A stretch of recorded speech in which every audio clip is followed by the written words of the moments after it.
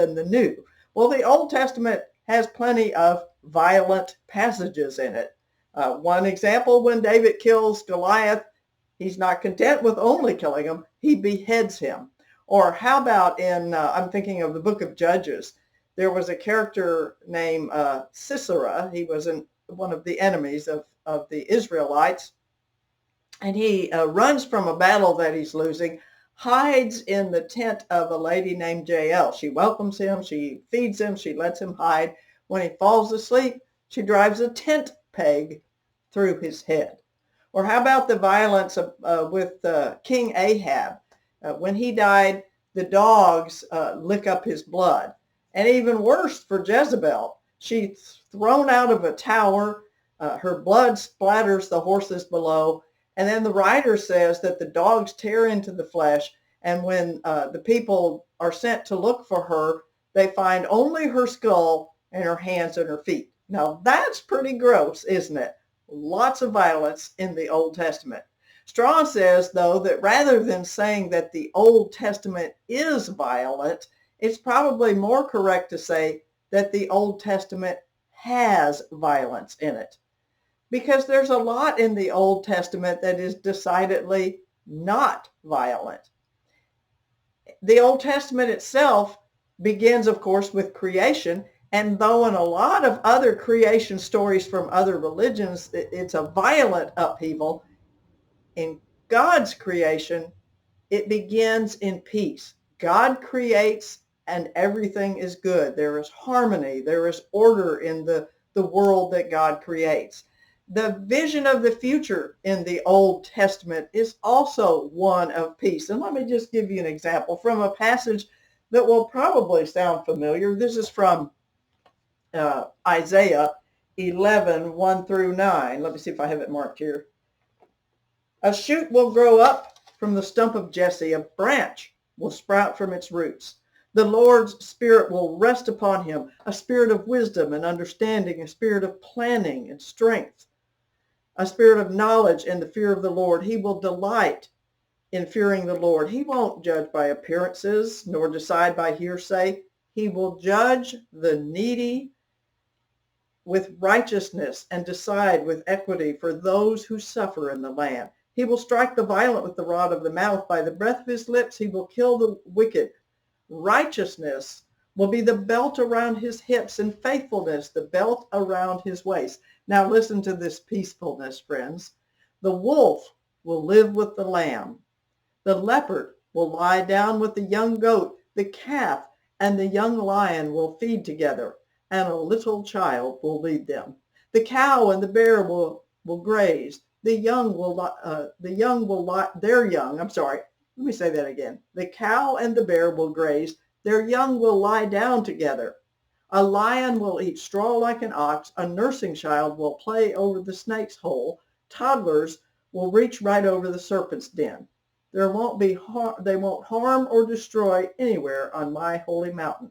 The earth will surely be filled with the knowledge of the Lord, just as the water covers the sea. So the Old Testament has plenty in it that is beautiful and peaceful, like these passages that we just read. And besides that, there are also, it's true, I guess, that the Old Testament does have violent passages, and we just spoke of some a minute ago. There's many nonviolent ones, but it's also true that there are violent passages in the New Testament, particularly passages that have to do with the end times. Read the book of Revelation and you'll see what we mean about that. Read some of the descriptions of the end times in Thessalonians, among others. Strawn says that the violence in the New Testament in scenes like those in Revelation and in Thessalonians, here's what he says. This violence that's depicted there, he says, rivals, if not surpasses, anything found in the Old Testament. I mean, dying is one thing, but the second death, as in Revelation 20:14 or 21:8, now that's brutal. So says Strawn. And Strawn says it's true that we can't overlook some of the difficult violence in the Old Testament.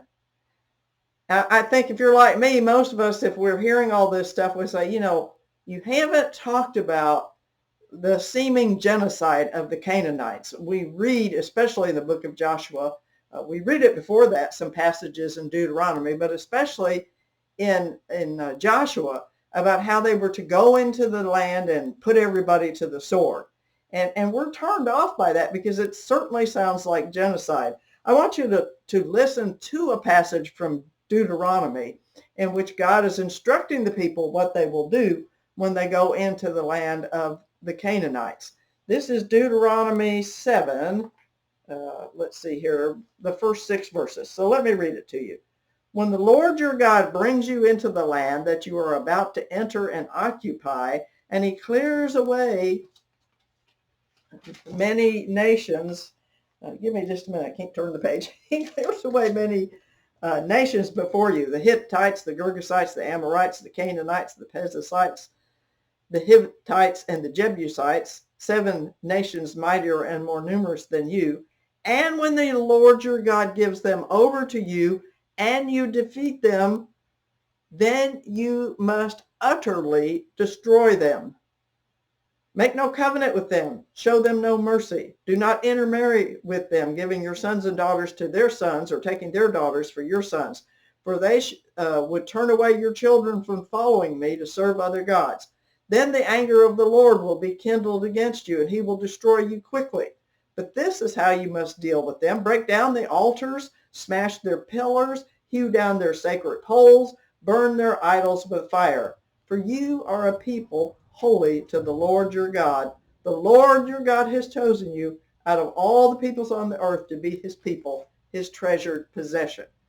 So you hear him saying in this passage that they're to strike these people down and, what was the word here? Utterly destroy them. Utterly destroy them. That sounds like genocide or something there, doesn't it? But I deliberately read to you from the NRSV, the New Revised Standard Version, and not from the newer translation, the Common English Bible, or CEB.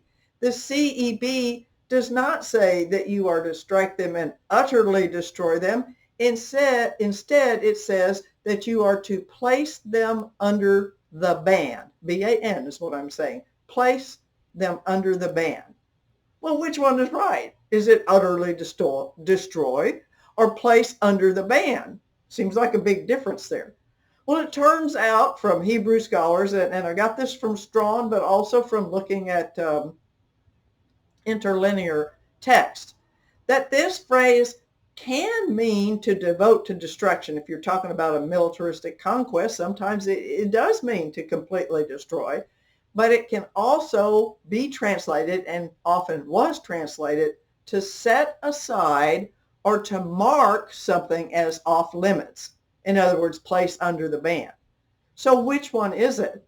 Well, Professor Strawn suggests that the definition of setting aside or marking as off limits might make more sense here, and that the translation place under the ban that you see in the CEB might be more correct, because he says otherwise the rest of the passage doesn't make sense. I mean, it says utterly destroy them if you're doing the NRSV, but then goes on to say don't make any covenants with them, don't marry their sons or daughters, don't intermarry with them, destroy their idol worships. Well, you're not going to be making covenants with or intermarrying with people that you've already completely wiped out. So it makes sense that they weren't going to be completely wiped out. And certainly Canaanites continue to show up in the Old Testament. There are some exceptions even in the book of Joshua to getting rid of everyone. Of course, Rahab and her family, although there was a good reason for that, but also you'll see Joshua makes a covenant with the Gibeonites, and they're allowed to stay. And so there's many passages in Joshua. Strawn cites several of them, and he says that several passages, and I'm going to quote them now, show that much of the land was unconquered and various groups were not eliminated, with many Canaanites living among Israel even in Jerusalem itself. And of course, as late as the Gospel of Matthew, we see Jesus interacting with the Canaanite woman. So obviously they were not completely wiped out with the seeming genocide that we think we're reading sometimes in Deuteronomy. Yeah, there's violence in the Bible though. And Strawn says one of the reasons that there's violence in the Bible is, and I'm going to quote him again, because the Bible tells true stories about human beings, a violent race to be sure. So that's one reason there's violence in there. In fact, if you look at us modern human beings, we also have a lot of violence and a lot of violent stories. I mean, obviously there's violence in our culture with so many people being gunned down and mass shootings and so forth, wars, but we also have violence in our entertainment, our video games, movies, television that we watch can be very violent. Hey, friends, I look at that and I think, well, I don't like those violent television shows and I don't like to watch those violent movies. Yeah, okay. But I do like football. And football, that sport, among other sports, is a violent sport. Ask a hockey fan whether hockey is violent or not. So there's something in us humans that we have a tendency towards violence and violence in our storytelling. Strawn says that the Bible actually concerns itself about violence and it does what it can to limit violence. For instance, he says, and I'm going to quote him again, the conquest of Canaan is limited to back then and back there under Joshua at a particular period of time in a specific location and for particular reasons that were of divine and not human origin. Now that sounds pretty good until I hear that part about divine, because we don't like the idea of there being a divine origin for violence. I want to remind you of what we said last week when we talked about the wrath of God, the seeming judgment and wrath of God, that in the Bible, if God has wrath or anger or judgment, God's wrath is about something. And that something is sin and injustice. Did the Canaanites need to be put to the sword, so to speak? Well, I don't know if I can answer that entirely, but let me say in Leviticus 18, for example, that God warns the Israelites not to follow the practices of the Canaanites, which he said, these people who made the land unclean to the point that the ground itself vomited them out. So yeah, it seems like there is violence in the Old Testament as well as in the New, but that violence is contained. And the other thing that Professor Strawn points out, and I like this idea, not everything in the Bible is meant to be replicated or imitated. He says the Bible has many passages that are not prescriptive. In other words, they're not telling us how to live, but rather they are descriptive, not prescriptive, but descriptive. We can draw lessons from descriptive text, but those texts are not the same as prescriptive ones that tell us what God requires. You know, what's an example of prescriptive text? Well, look at the Ten Commandments. This is what God is requiring of you. This is what God tells you to do. Or look at Deuteronomy 6. Love the Lord your God with all your heart, soul, and mind. That's prescriptive.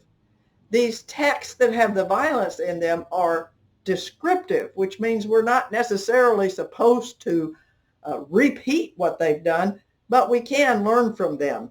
And I'm going to let Professor Strawn describe that. I am looking at his book on page 51. He says we can learn from description, but he says learning from a description of something that happened in the past is not the same as actively recreating it and doing it now. Descriptive texts that tell of something happening, like say the conquest of Canaan, may be quite informative, maybe even formative in some fashion as a cautionary tale perhaps, or as narrating some important theological and ethical point, without inviting, let alone requiring us to go and do likewise. In fact, any formation involved with descriptive text may be entirely by way of contrast, saying something like the following: do not go and do likewise, because that was limited to back then and back there. Plus there were exceptions. And besides that, there are important prescriptive texts to consider that are not limited, like these: love your neighbor as yourself, or love the immigrant as yourself because you were an immigrant in the land of Egypt. Now, these are lessons to learn and replicate. And so his clarification, number 5, is this: both testaments, Old and New, contain violent passages.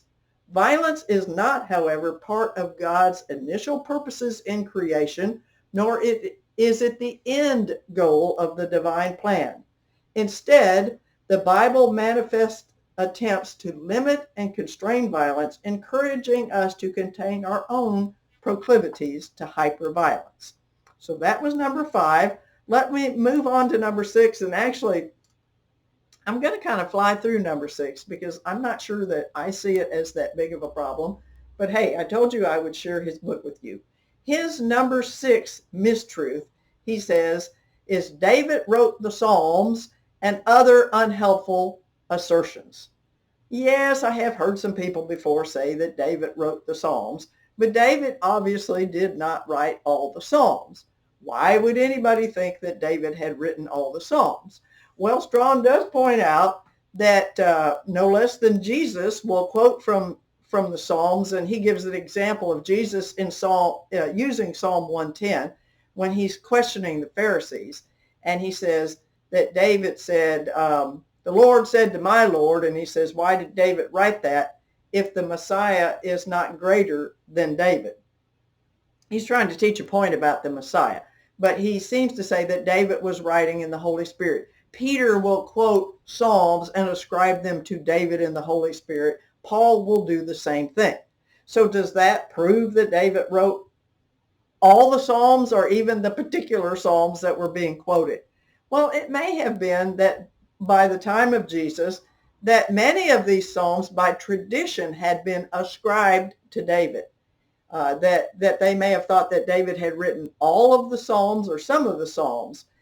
But that's not any different than the fact that some of the New Testament letters are ascribed to Paul that may not have been by Paul. And the scholars have some that they're sure that Paul wrote, but for example, Ephesians and Colossians have traditionally been assigned to Paul when it's not entirely clear that Paul wrote them. Or for years, people thought that Hebrews had been written by Paul. And there's no indication that Paul necessarily wrote those. It is true that when you look at the Psalms, some of the Psalms have a little superscription before they begin, and sometimes they'll say something like a Psalm of David. And there's several that say a Psalm of David. Some, very few, even have a circumstance attached to them. This one, Psalm 51, which is a beautiful psalm seeking forgiveness. It says in the superscription, a Psalm of David when the prophet Nathan came to him just after he had been with Bathsheba. Well, does it make it so? Does that prove that this psalm was indeed written by David? Well, it could have been, but it also could be literary license that the creator of that psalm is taking, that he took this story of David and said, this is a good story to frame around a psalm begging God for forgiveness. It's not unusual for authors to take on a persona or a speaker when they write. I used to try to teach my students that in the English classroom with poems, that the speaker of the poem, the persona, is not necessarily the author. And sometimes my students would have a hard time with that. And so I showed them a book, I think that was Cold Sassy Tree, written by a female author, but the narrator of that novel was a 13-year-old boy. And so all I had to do was ask him, now, do you think that once upon a time she was a 13-year-old boy? Well, no. Now, I hope I'm not sounding too frivolous, but David could have written those psalms, or somebody could simply be saying, I am writing a psalm, a song in the style of David, as David would have written it. Or a psalm that makes us think of David. This is not, I mean, this is perfectly normal and natural thing to do with writing. And besides, some of the Psalms have superscriptions to other people, like a Psalm of Korah or a Psalm of Asaph and several others. And some Psalms are obviously could not have been written by David because it's obvious they're from a later period. I mean, immediately I thought of Psalm 137, by the rivers of Babylon, there we wept when we remembered Zion. There our captors demanded of uh, there our captors demanded of us mirth, saying, sing to us the songs of Zion. How could we sing the Lord's song in a foreign land? Well, obviously that psalm is talking about the pain of the people being pulled into exile in Babylon. And that would happen many, many, many years after David. He obviously didn't write that psalm. Or Psalm 30 is one that Strawn gives an example. It actually begins with a superscription that says, of David. But then it goes on to say, of David, a song of dedication of the temple. Well, David didn't build the temple. God tells him he wasn't going to be able to build the temple. The temple was built later and it was dedicated later. So obviously it makes no sense to call it a psalm of David unless you just mean in the style of David. You know, other unhelpful notions of authorship include that concept that Moses wrote the first 5 books of the Bible. I don't know where that came from, but it is widely believed. But among other things, that means that Moses wrote about Moses' own death and about how Moses was buried. And Moses also said there was none other like Moses.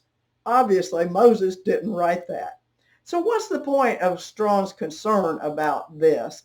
His thing is, he said that some folks like to hang their hats on who wrote what in the Bible, if not also exactly where and precisely when they did so. Now, the important thing is not whether David wrote some of the Psalms or all of the Psalms, or whether Solomon wrote the Song of Solomon or the Proverbs, or what books in the Bible even that Paul wrote. The important thing is that we find our meaning. The meaning to the Psalms is found within the text, within the Psalm, regardless of who wrote them. That's the important thing. And he says it's not helpful to get hung up on who the author was. And so his clarification number 6 is this: historical background information is often important, but it is often not nearly as important as people think. Who exactly wrote what and when and where is far less important than what exactly is written. So my friends, that gets us through these 2. Next week, we're going to take a look at the law and whether the law is outdated or not. And also whether the Old Testament has anything that is spiritually uplifting. Those will be our next 2. I pray that you have a very good week, and I thank you for joining me today. Bye-bye.